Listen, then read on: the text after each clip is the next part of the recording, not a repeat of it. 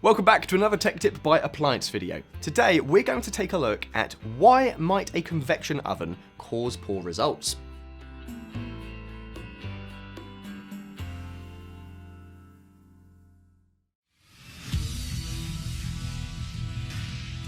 Be sure to visit ApplianceVideo.com, where you will find thousands of videos on the latest technology.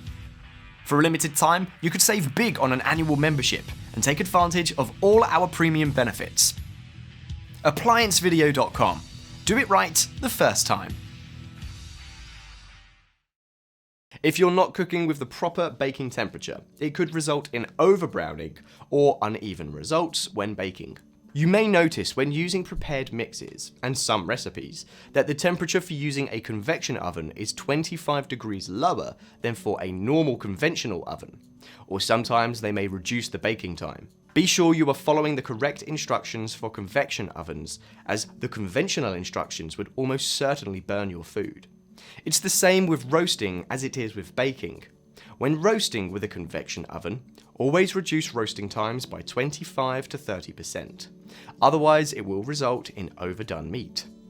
And when roasting in a convection oven, do not use covers, lids, and high-side pans.